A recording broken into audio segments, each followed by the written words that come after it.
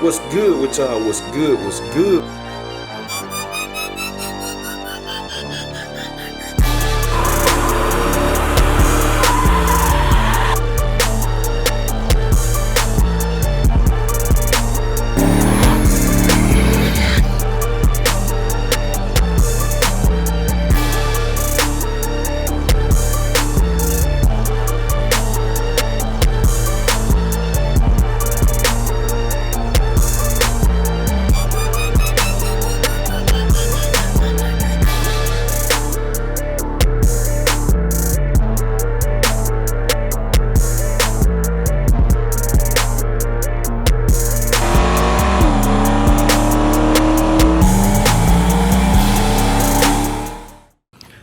What's good with y'all? What's good? What's good? We tuning in for another video, man. Back at it again. Today we messing with Big Dolo. Cause I want to drive. I ain't drove the car since I got the shots on, man. I have not drove the car where I drove it. I drove it from Lawless. Let me think. Cause yeah, I didn't tow it. I drove it from Lawless. But like I said, I ain't really driving. Cause I want to see how these shots ride. And I wasn't paying attention. Cause I was resting that day with the same day I took Cuzzo car to the track and all that. So I ain't just really see how they feel. Or, you know, get in it a little bit to see if it's separating and all that, which it should be. So that's what we doing today. Got the cover off Mr. Jones. Look like y'all fogging up again. Camera be fogging up. But anyway, got the cover off Mr. Jones, man. Finna move it. I drove this nag yesterday. Everything A-okay. Take it, go get alignment. And yeah, we're gonna be good. Hopefully, I don't know which one I'm testing this week, man. But at least two out of the bunch getting tested. I know the truck going. The truck going to the track this week. I got to, cause this the only one. I got time slips on everything else except the truck. I don't know what the truck do. The truck has actually never been to the track. So the truck going to the track, it got first priority. Then it's gonna be, well, I take it back. The truck and the Camaro probably going to the track. Dolo not. I just talked to Jesse. We're gonna set up a dyno appointment and we're gonna tune it like that instead of going to the track, and then we'll go. I'm gonna rent the track, then we'll dial the shots in for the 6s. So when I hit the dyno, I'm gonna be taking on the 15s. I'm gonna have the 15. So y'all gonna see my tire switch about 2 or 3 times in the next coming vlogs on Dolo. Dolo gonna have the 15s back on it, the 9C1 wheels, then it's gonna have the radials on it, and then it'll be back on the 6. So y'all will be seeing that. But let's get Mr. Jones moved, and we're gonna check back in.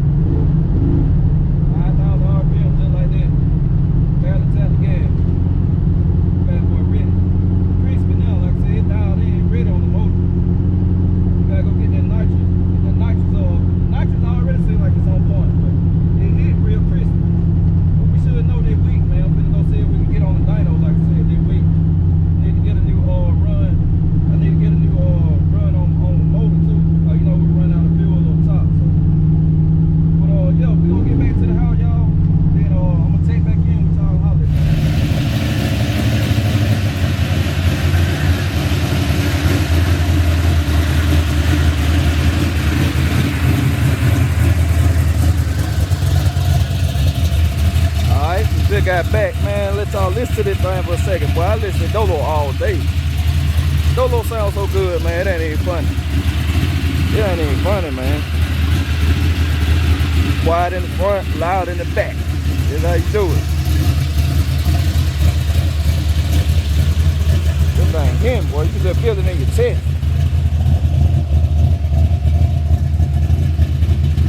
Feel that thing in your chest, in your legs, everything. Bad boy ready.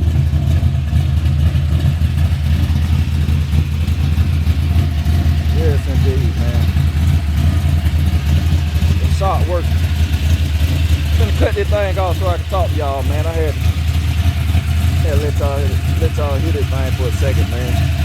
Just let it run, man. Let it cam for a second. This thing here sounds so good. Crispy. Everything, man. Got some horsepower. But yeah, man, I'm gonna cut this thing out there. I'm gonna park it, cover it up, and check back in. Alright, I got this thing parked, man. I was finna cover it up, but before I cover Big Dolo up, man, look, let me show y'all this, man. Look, check this out. Check this out, man. Look. I don't know if y'all see. Look, let me zoom in right there. Y'all see it? The adapter gone, man. The adapter gone, so it put my wheel back in like I wanted them. See, it pushed them back in now, like it's supposed to, cause it had caught my fender one time. Right there, which y'all saw in the other vlog. Had caught my fender when they was out more. But man, how about the other day? Yesterday I came out here. I was like, man, I got to fix this, man. They just I can't do no adapter. This ain't safe. My wheels the right backspace and car. They for a B body. Box Chevy. So I was like 5x5. I read both. I said, man, this thing here ain't right, man. So, it wasn't the center. It wasn't the dust cap. I was saying it wrong. They deep enough for the dust cap. Cause I took the wheels. I said, man, this thing deep enough. These wheels made right, man. They made for the car. And I said, man, these things supposed to fit. They supposed to fit my hub and everything. Man, I wiggled them around a little bit on there. I took the adapter, I wiggled them around. That thing said gloop. Right on there, fit like a glove, man. I'm talking about fit the hub, snub, and everything. You don't even need no hub centric rings. Cause like I said, they for this car, the big body, like 5x5. They for the hub, everything. So I was like, man, I believe I was just too excited the first time. I was just too excited, man, to put the rims on. So I was trying to hurry up. So man, I had to tell y'all about that. I was like, man, they direct boat all the way around now, so we good and safe and all that. I'm gonna take the axles out and have the axles drill for bigger studs, cause they don't make a wheel stud with the right knurl to the factory knurl diameter. They don't make it for their car. So I'm gonna have to drill them. So I'm gonna drill them, cause when y'all see them, man, my stud gonna be sticking out past my rim, but that's safety. That's what it's for. They're gonna be sticking out. I'm gonna cut them down a little bit, but they're gonna be sticking out. They're gonna stick out past my rim. But they said it's safety, cause my worst fear, I do not want no wheel popping off. Cause something simple like that. The axle ain't gonna break. It got some big axles in it. I ain't worried about the axle breaking.